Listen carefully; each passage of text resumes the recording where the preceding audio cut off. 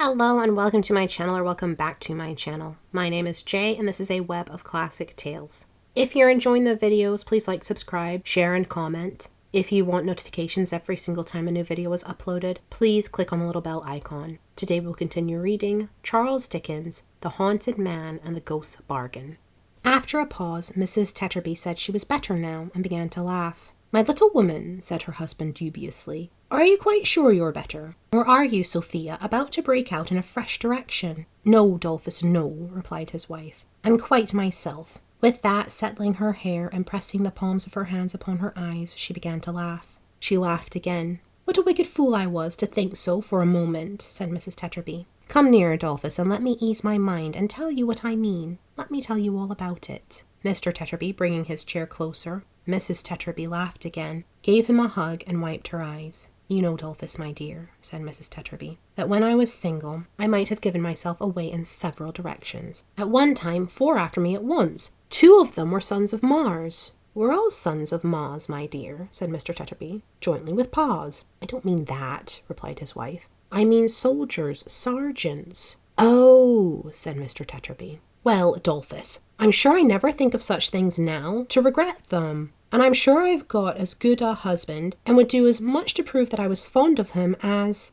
any little woman in the world," said Mr. Tetterby. "Very good, very good." If Mr. Tetterby had been 10 feet high, he could not have expressed a gentler consideration for Mrs. Tetterby's fairy-like stature. And if Mrs. Tetterby had been 2 feet high, she could not have felt it more appropriately her due. "But you see, Adolphus," said Mrs. Tetterby, "this being Christmas time, when all people who can make holiday, and when all people who have got money like to spend some, I did, somehow, get a little out of sorts when I was in the streets just now. There were so many things to be sold, such delicious things to eat, such fine things to look at, such delightful things to have, and there was so much calculating and calculating necessary before I durst lay out a 6pence for the commonest things. And the basket was so large and wanted so much in it, and my stock of money was so small. It would go such a little way. You hate me, don't you, Adolphus?" "Not quite," said Mr. Tetterby, "as yet." "Well, I'll tell you the whole truth," pursued his wife penitently.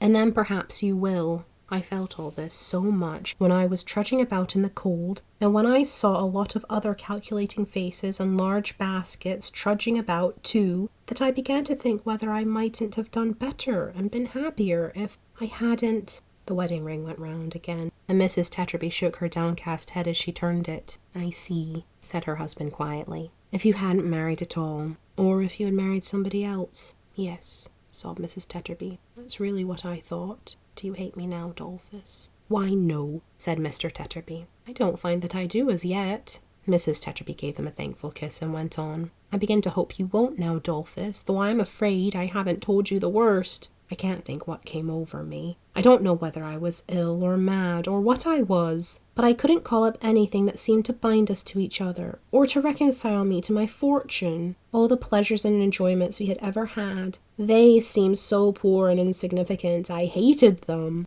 I could have trodden on them. I could think of nothing else except our being poor and the number of mouths there were at home." "Well, well, my dear," said Mr. Tetterby, shaking her hand encouragingly. "That's truth after all. We are poor, and there are a number of mouths at home here." "Ah, but Dolph," cried his wife, laying her hands upon his neck. "My good, kind, patient fellow. When I had been at home a very little while, how different! Oh, Dolph, dear, how different it was! I felt as if there was a rush of recollection on me all at once that softened my hard heart and filled it up till it was bursting. All our struggles for a livelihood, all our cares and wants since we have been married, all the times of sickness, all the hours of watching we have ever had by one another or by the children, seemed to speak to me and say that they had made us one, and that I never might have been, or could have been, or would have been, any other than the wife and mother I am. Then the cheap enjoyments that I could have trodden on so cruelly got to be so precious to me, oh, so priceless and dear, that I couldn't bear to think how much I had wronged them. And I said, and I say again 100 times, how could I ever behave so, Adolphus?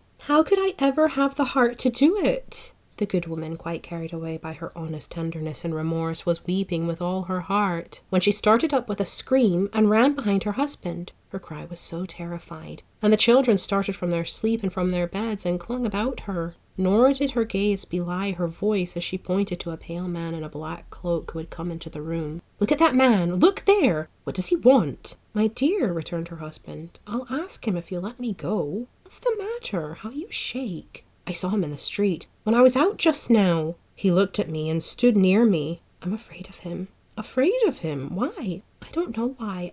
Stop, husband!" For he was going towards the stranger. She had one hand pressed upon her forehead and one upon her breast, and there was a peculiar fluttering all over her, and a hurried, unsteadied motion in her eyes, as if she had lost something.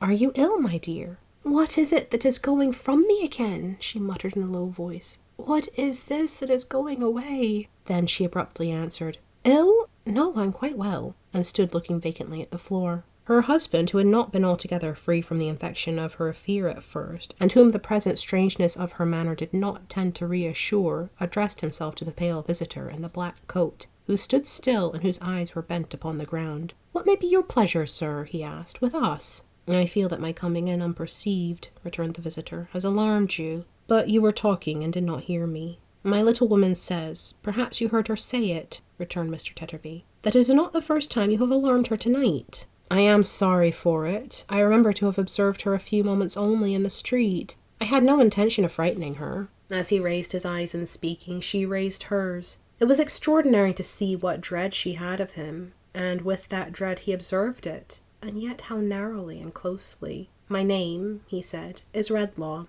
I come from the old college hard by. A young gentleman who is a student there lodges in your house, does he not?" "Mr. Denham?" said Tetterby. "Yes." It was a natural action, and so slight as to be hardly noticeable, but the little man, before speaking again, passed his hand across his forehead and looked quickly round the room as though he were sensible of some change in its atmosphere. The chemist, instantly transferring to him the look of dread he had directed towards the wife, stepped back and his face turned paler. "The gentleman's room," said Tetterby, "is upstairs, sir. There's a more convenient private entrance, but you have come in here. It will save you going out into the cold if you'll take this little staircase," showing one communicating directly with the parlour, "and go up to him that way, if you wish to see him." "Yes, I wish to see him," said the chemist. "Can you spare a light?" The watchfulness of his haggard look, and the inexplicable distrust that darkened it, seemed to trouble Mr. Tetterby. He paused, and looking fixedly at him in return, stood for a minute or so, like a man stupefied or fascinated. At length he said, "I'll light you, sir, if you'll follow me." "No," replied the chemist. "I don't wish to be attended, or announced to him. He does not expect me. I would rather go alone. Please to give me the light, if you can spare it, and I'll find the way." In the quickness of his expression of this desire, and in taking the candle from the newsman, he touched him on the breast, withdrawing his hand hastily, almost as though he had wounded him by accident, for he did not know in what part of himself his new power resided, or how it was communicated, or how the manner of its reception varied in different persons. He turned and ascended the stairs. But when he reached the top he stopped and looked down. The wife was standing in the same place, twisting her ring round and round upon her finger. The husband, with his head bent forward on his breast, was musing heavily and sullenly. The children, still clustering about the mother, gazed timidly at the visitor, and nestled together when they saw him looking down. "Come," said the father roughly, "that's enough of this. Get to bed here." "The place is inconvenient and small enough," the mother added, "without you. Get to bed." The whole brood, scared and sad, crept away, little Johnny and the baby lagging last. The mother, glancing contemptuously round the sordid room, and tossing from her the fragments of their meal, stopped on the threshold of her task of clearing the table, and sat down, pondering idly and dejectedly. The father betook himself of the chimney corner, and impatiently raking the small fire together, bent over it as if he would monopolize it all. They did not interchange a word. The chemist, paler than before, stole upward like a thief, looking back upon the change below, and dreading equally to go on or return. "What have I done?" he said confusedly. "What am I going to do?" "To be the benefactor of mankind." He thought he heard a voice reply. He looked round, but there was nothing there, and a passage now shutting out the little parlour from his view, he went on, directing his eyes before him at the way he went. "It is only since last night," he muttered gloomily, "that I have remained shut up, and yet all things are strange to me. I am strange to myself. I am here as in a dream. What interest have I in this place, or in any place that I can bring to my remembrance? My mind is going blind." There was a door before him, and he knocked at it. Being invited by a voice within to enter, he complied. "Is that my kind nurse?" said the voice. "But I need not ask her. There is no one else to come here." It spoke cheerfully, though in a languid tone. and attracted his attention to a young man lying on a couch drawn before the chimney-piece, with the back towards the door. A meagre scanty stove, pinched and hollowed like a sick man's cheeks, and bricked into the centre of a hearth that it could scarcely warm, contained the fire, to which his face was turned. Being so near the windy house-top, it wasted quickly, and with a busy sound the burning ashes dropped down fast. "They chink when they shoot out here," said the student, smiling. "So according to the gossips, they are not coffins, but purses. I shall be well and rich yet, some day, if it please God, and shall live perhaps to love a daughter Milly, in remembrance of the kindest nature and the gentlest heart in the world." He put up his hand as if expecting her to take it, but, being weakened, he lay still with his face resting on his other hand and did not turn round. The chemist glanced about the room, at the student's books and papers piled upon a table in a corner, where they and his extinguished reading lamp, now prohibited and put away, told of the attentive hours that had gone before this illness, and perhaps caused it. At such signs of his old health and freedom, as the out-of-door attire that hung idle on the wall, at those remembrances of other and less solitary scenes, the little miniatures upon the chimney-piece, and the drawing of home, at that token of his emulation, perhaps in some sort, of his personal attachment to, the framed engraving of himself, the looker-on. The time had been, only yesterday, when not one of these objects in its remotest associations of interest with the living figure before him would have been lost on Redlaw.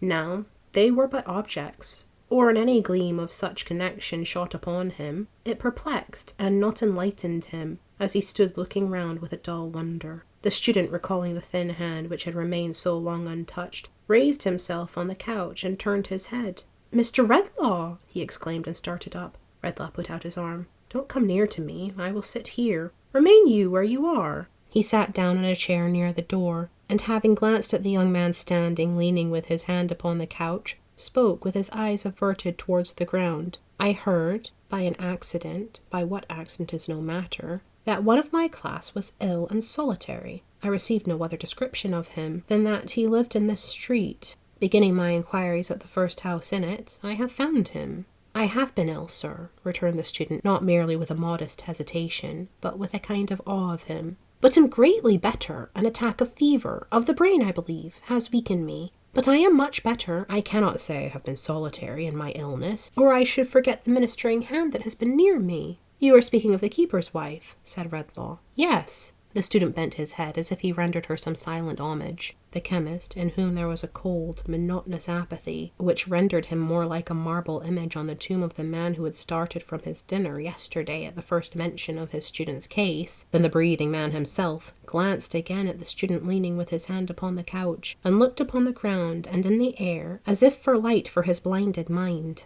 "I remembered your name," he said, "when it was mentioned to me downstairs just now. And I recollect your face. We have held but very little personal communication together?" "Very little. You have retired and withdrawn from me more than any of the rest, I think." The student signified assent. "And why?" said the chemist, not with the least expression of interest, but with a moody, wayward kind of curiosity. "Why? How comes it that you have sought to keep especially from me the knowledge of your remaining here at this season, when all the rest have dispersed, and of your being ill? I want to know why this is." The young man, who had heard him with increasing agitation, raised his downcast eyes to his face, and clasping his hands together, cried with sudden earnestness, and with trembling lips, "Mr. Redlaw, you have discovered me. You know my secret." "Secret?" said the chemist harshly. "I know?" "Yes, your manner, so different from the interest and sympathy which endear you to so many hearts, your altered voice. The constraint there is everything you say, and in your looks," replied the student, "warn me that you know me. That you would conceal it even now is but a proof to me, God knows I need none, of your natural kindness, and of the bar there is between us." A vacant and contemptuous laugh was all his answer. "But, Mr. Redlaw," said the student, "as a just man and a good man, think how innocent I am, except in name and assent, of participation in any wrong inflicted on you, or in any sorrow you have borne." "Sorrow?" said Redlaw, laughing. "Wrong? What are those to me?" "For heaven's sake," entreated the shrinking student, "do not let the mere interchange of a few words with me change you like this, sir. Let me pass again from your knowledge and notice. Let me occupy my old reserved and distant place among those whom you instruct. know me only by the name I have assumed, and not by that of Longford." "Longford!" exclaimed the other. He clasped his head with both his hands, and for a moment turned upon the young man his own intelligent and thoughtful face, but the light passed from it, like the sunbeam of an instant, and it clouded as before. "The name my mother bears, sir," faltered the young man. "The name she took, when she might, perhaps, have taken one more honoured, Mr. Redlaw," hesitating. "I believe I know that history, where my information halts. My guesses at what is wanting may supply something not remote from the truth. I am the child of a marriage that has not proved itself a well-assorted or a happy one. From infancy I have heard you spoken of with honour and respect, with something that was almost reverence. I have heard of such devotion, of such fortitude and tenderness, of such rising up against the obstacles which press men down, that my fancy, since I learnt my little lesson from my mother, has shed a lustre on your name. At last, a poor student myself, from whom could I learn but you?" Redlaw, unmoved, unchanged, and looking at him with a staring frown, answered by no word or sign. "I cannot say," pursued the other, "I should try in vain to say, how much it has impressed me and affected me to find the gracious traces of the past, and the certain power of winning gratitude and confidence which is associated among us students, among the humblest of us most, with Mr. Redlaw's generous name. Our ages and positions are so different, sir, and I am so accustomed to regard you from a distance, that I wonder at my own presumption when I touch, however lightly, on that theme. But to one who, I may say, who felt no common interest in my mother once, it may be something to hear, now that it is all past, with that indescribable feeling of affection I have, in my obscurity, regarded him. With what pain and reluctance I have kept aloof from his encouragement, when a word of it would have made me rich. Yet how I have left it fit that I should hold my course, content to know him and to be unknown. Mr. Redlaw," said the student faintly, "what I would have said, I have said ill, for my strength is strange to me as yet. But for anything unworthy as this fraud of mine, forgive me, and for all the rest, forget me." The staring frown remained on Redlaw's face, and yielded to no other expression until the student, with these words, advanced towards him, as if to touch his hand, when he drew back and cried to him, "Don't come nearer to me." The young man stopped, shocked by the eagerness of his recoil, and by the sternness of his repulsion, and he passed his hand thoughtfully across his forehead. "The past is past," said the chemist. "It dies like the brutes. Who talks to me of its traces in my life? He raves or lies. What have I to do with your distempered dreams? If you want money, here it is. I came to offer it. And that is all I came for. There can be nothing else that brings me here," he muttered, holding his head again with both his hands.